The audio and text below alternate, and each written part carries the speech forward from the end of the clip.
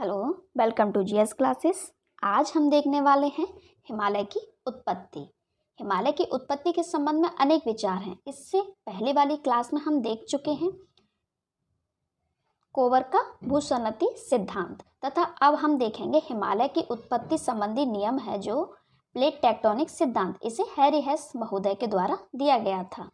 तो प्लेट और टेक्टोनिक सिद्धांत, प्लेट क्या है? इससे पहली क्लास में हम देख चुके हैं कि प्लेट का निर्माण किस तरीके से हुआ है और टेक्टोनिक का अर्थ होता है गति करना, यानी प्लेटें आपस में गति करती हैं। गति कितने प्रकार से करती हैं वह भी हम आगे देखेंगे। तो अभी हम देखेंगे प्लेट टेक्टोनिक सिद्धांत से किस तरीके से विशाल हिमालय का निर्माण हुआ है। प्लेट टेक्टोनिक सिद्धांत हैरी हेस महोदय ने दिया। इस सिद्धांत में संपूर्ण धरातल को 7 बड़ी प्लेटों में बांटा गया है, जिसमें से हैं प्रशांत महासागरीय प्लेट, यूरेशिया प्लेट, उत्तरी अमेरिकी प्लेट, अफ्रीकी प्लेट तथा दक्षिण अमेरिकी प्लेट, भारतीय प्लेट, अंटार्कटिका प्लेट तथा 20 छोटी प्लेटों में बांटा गया है। ये सभी प्लेटें स्थैनोस्फीयर के ऊपर तैर रही हैं। इनमें 3 प्रकार की गति होती है: अभिसारी गति, अपसारी गति और संरक्षी गति। इतना समझने के बाद हम ये समझेंगे कि प्लेट क्या होती है। यहाँ पर हम समझेंगे कि प्लेटों का निर्माण किस प्रकार से हुआ है तथा प्लेटें क्या होती हैं। ये पृथ्वी है और पृथ्वी का आंतरिक भाग जो कि अभी तक ठंडा नहीं हुआ है, तरल अवस्था में है, और भूपर्पटी पृथ्वी का जो ऊपरी भाग है वह ठंडा हो गया है। तो पूरी धरातल को 7 बड़े खंडों में बांट दिया है तथा 20 छोटे छोटे खंडों में बांट दिया है। ये पूरा का पूरा जो भूपर्पटी भाग है ये पूरा स्थैनोस्फीयर के ऊपर तैर रहा है, इसके ऊपर तैर रहा है। ये है भूपर्पटी। भूपर्पटी पूरा स्थैनोस्फीयर के ऊपर तैर रहा है। तो इसमें गति होना स्वाभाविक है क्योंकि ये स्थायी नहीं है। ये किसके ऊपर तैर रहा है? ये स्थैनोस्फीयर के ऊपर तैर रहा है। तो इसी पूरी धरातल को 7 बड़े भागों में बांट दिया है। ये जो है ये पार नहीं है, ये जुड़े हुए हैं आपस में। नीचे क्या है? नीचे मैग्मा भरा हुआ है, इसके ऊपर ये प्लेटें तैर रही हैं। प्लेटों का अर्थ है संपूर्ण भूपर्पटी को या धरातल को 7 तो बड़े बड़े भागों में बांट दिया है और कुछ छोटे छोटे भाग हैं उनको बांटा है 20 छोटी प्लेटों में। तो अब इनका निर्माण कैसे हुआ ये हम देखेंगे। प्लेट आप समझ गए, प्लेट क्या है? ये भूपर्पटी है। भूपर्पटी के पूरे भाग को हमने, जो बड़े बड़े भाग थे उनको 7 जगह बांट दिया है और जो छोटे छोटे कुछ भाग थे उनको हमने 20 जगह बांट दिया है। 7 बड़ी प्लेटें हैं और 20 छोटी प्लेटें हैं।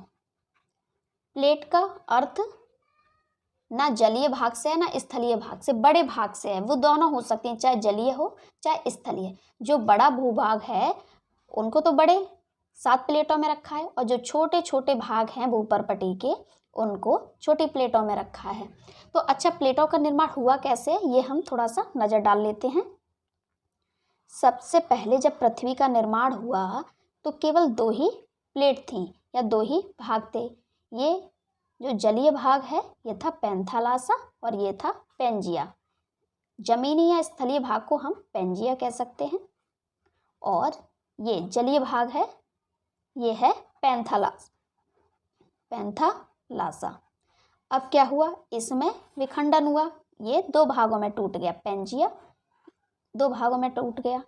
तो ऊपर का कहलाया अंगारा लैंड और नीचे का कहलाया गोंडवाना लैंड। और इनके बीच में जो नया सागर बन गया वह बन गया है टैथिस सागर।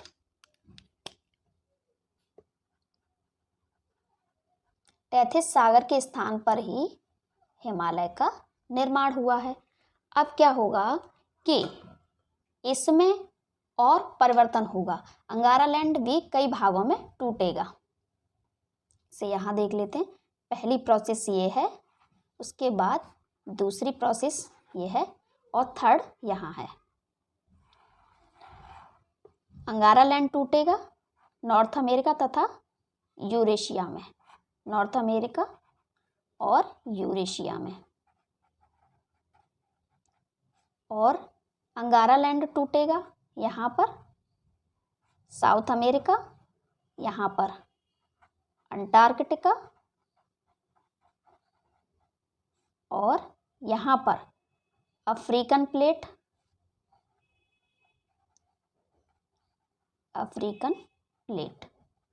और इसी से अलग होगी टूटकर इंडियन प्लेट, इंडियन प्लेट। यहाँ पर कितनी हो गई, 1 2 3 4 5 6 और सातवीं कौन सी है, यहाँ पर एक हो जाती है बड़ी भूभाग की, यहाँ पर जल से भरी हुई प्रशांत महासागरीय प्लेट। ये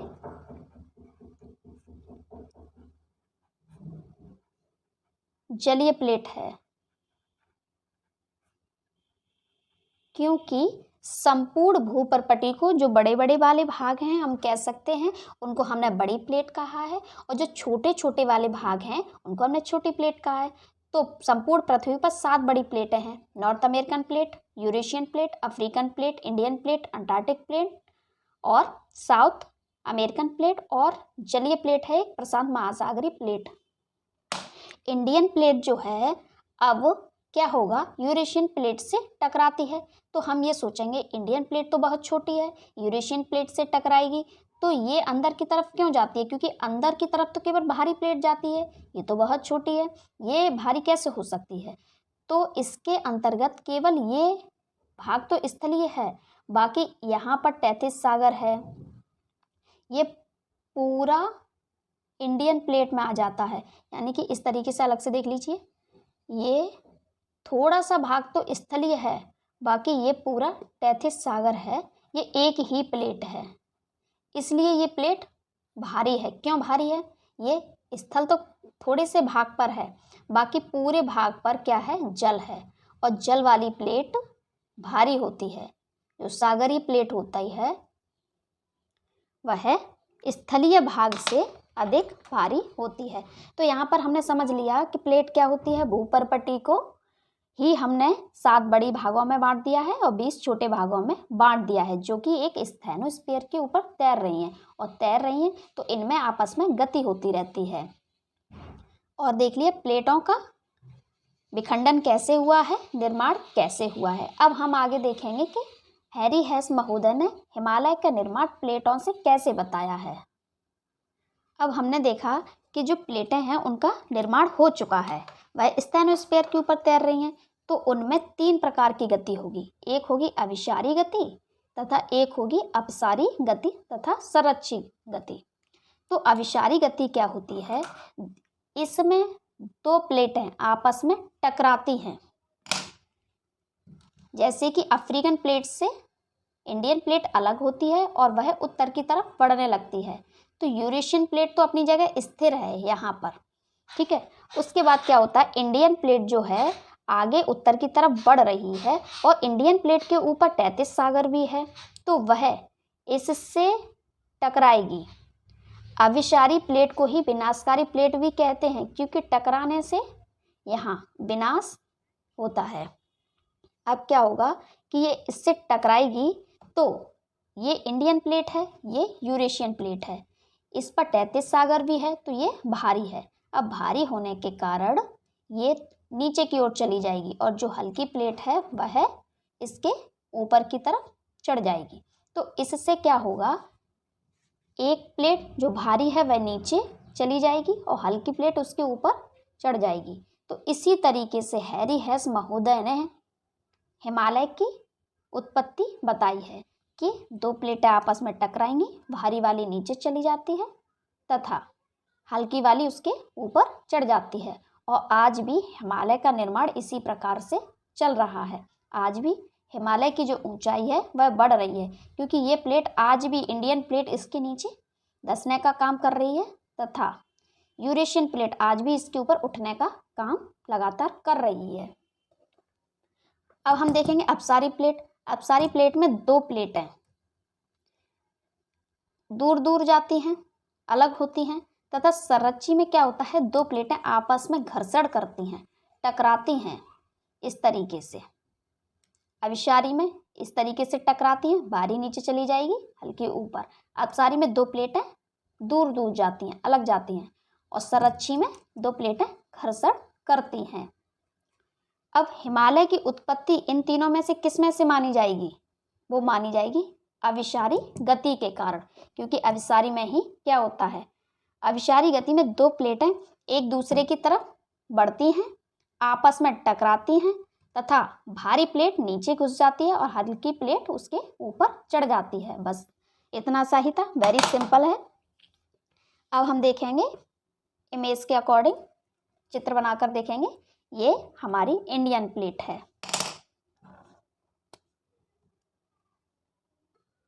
भारतीय प्लेट जो कि अफ्रीका से अलग होकर आई है, तथा ये हो गई यूरेशियन प्लेट, इससे आकर टकराएगी, यूरेशियन प्लेट। भारतीय प्लेट पर इतना भाग तो स्थल है थोड़ा सा, और बाकी पर तैथिस सागर है। तो यह प्लेट इधर बढ़ रही है। जब ये प्लेट इधर बढ़ती जाएगी, ये प्लेट भारी है तो ये नीचे की तरफ मुड़ना चालू हो जाएगी या नीचे की तरफ धंसना स्टार्ट हो जाएगी। उसके बाद क्या होगा कि ये प्लेट इसकी तरफ आगे की तरफ बढ़ती जाएगी और यहाँ पर यूरेशियन प्लेट से एक दिन ऐसा आएगा कि स्थलीय और स्थलीय भाग दोनों आपस में टकराएंगे। ये भी स्थलीय भाग है और ये पूरा तैथिस सागर वाला जो प्लेट है यह नीचे धंसता चला जाएगा, और जब नीचे चला जाएगा तो मैग्मा में परिवर्तित होकर ये यहाँ से पिघलकर और उस स्थान पर निकलेगा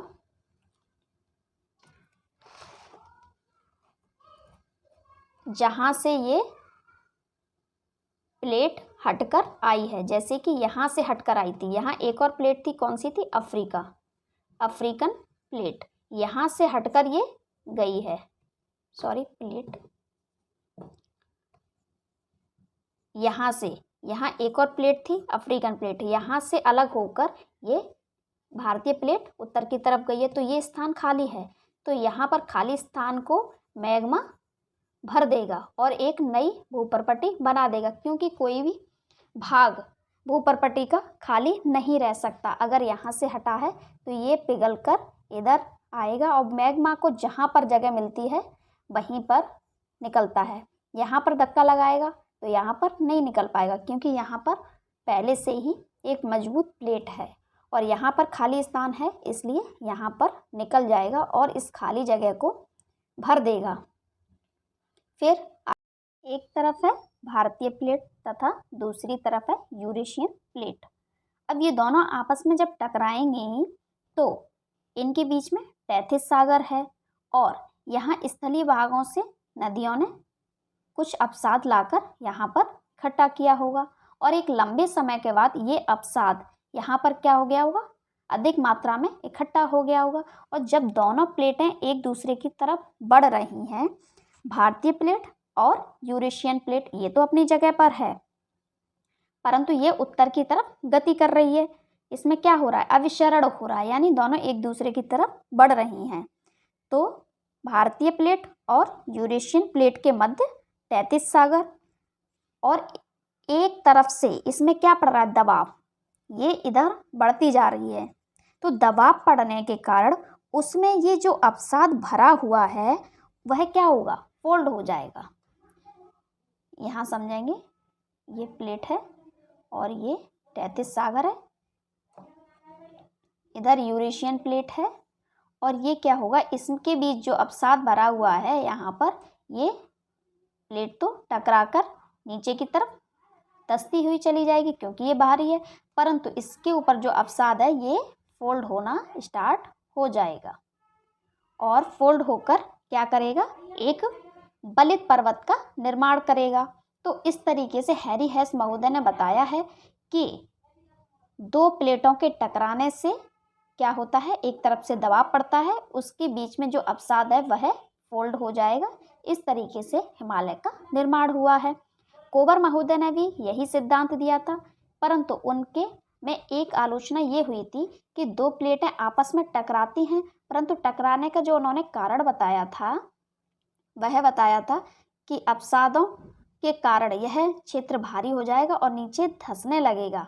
तो अवसाद के कारण यानी भूसन्नति के कारण अवसाद के कारण ये धंसेगा और इस कारण से ये दोनों प्लेटें एक दूसरे की तरफ बढ़ेंगी। ये कारण उनका गलत था, क्योंकि अवसाद के कारण ये जब प्लेटें एक दूसरे की तरफ बढ़ेंगी तो ये यहाँ पर पास और पास आ जाएंगी, उसके कारण ये अवसाद क्या होगा, ऊपर उठ जाएगा। तो ये उनकी आलोचना हुई थी कि इतनी बड़े हिमालय का निर्माण केवल और केवल अवसाद के दबाव के कारण दो प्लेटों के आपस में टकराने से नहीं हो सकता। इतने विशाल हिमालय का निर्माण केवल और केवल भूसन्नति के आधार पर नहीं हो सकता। और हैरी हेस का जो प्लेट टेक्टोनिक सिद्धांत है, इनमें और इनमें बस इतना सा ही अंतर है। इन्होंने भूसन्नति यानी समुद्र के अवसाद के भार की वजह से हिमालय का निर्माण बताया है और इन्होंने दो प्लेट के टकराने से अवसाद में फोल्ड पड़ जाते हैं और उससे हिमालय का निर्माण हो जाता है।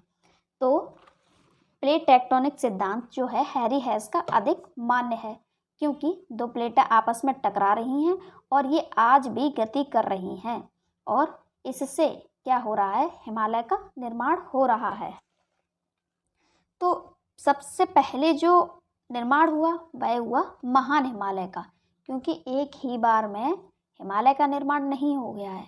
पहले हुआ महान हिमालय का, फिर मध्य हिमालय का, इसी तरीके से फिर हुआ है शिवालिक की श्रेणियों का।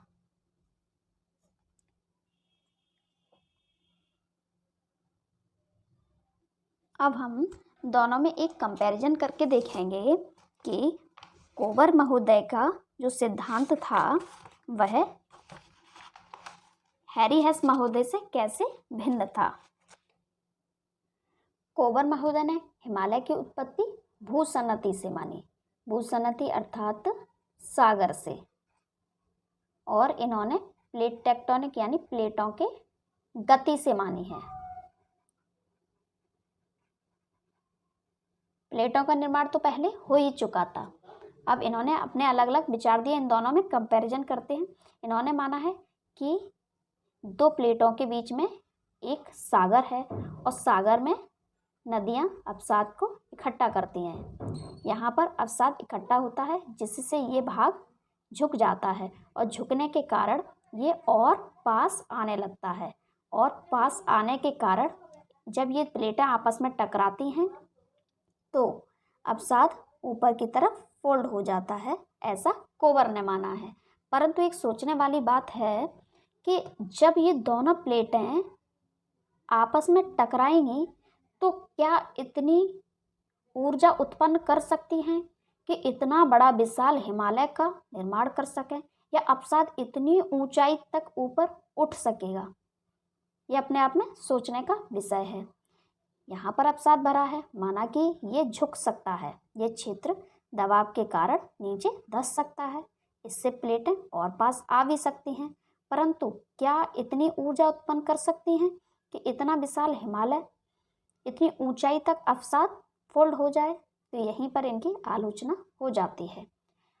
हैरी हेस महोदय ने क्या कहा है, इन्होंने कहा है कि दो प्लेटें टकराती हैं। प्लेट टेक्टोनिक में इन्होंने बस इतना ही बताया है कि प्लेट और टेक्टोनिक में गति करती हैं। प्लेटें तीन प्रकार की गति करती हैं, या तो पास आती हैं, या फिर दूर जाती हैं, या फिर एक दूसरे से घर्षण करती हैं। तो इन्होंने माना है इसको, इससे हिमालय की उत्पत्ति होती है। दो प्लेटें आपस में टकराती हैं, जो प्लेट भारी होती है वह नीचे की तरफ चली जाती है और जो प्लेट हल्की होती है वह ऊपर की तरफ उठ जाती है। तो इससे क्या होगा, इससे हिमालय की उत्पत्ति इन्होंने मानी है। तो आज भी हैरी हेस महोदय के सिद्धांत को प्रासंगिक रूप से माना जाता है कि हिमालय की उत्पत्ति प्लेट टेक्टोनिक सिद्धांत से हुई है, दो प्लेटों के टकराने से हुई है। तो आज के लिए इतना ही दोस्तों। अगर आपको हमारा कंटेंट, हमारी मेहनत पसंद आती है तो प्लीज़ चैनल को लाइक कीजिए, शेयर कीजिए, सब्सक्राइब कीजिए। बहुत बहुत धन्यवाद और आप सभी कुशल मंगल रहें। इसी तरीके से आप स्टडी को अच्छे से करते रहें। धन्यवाद।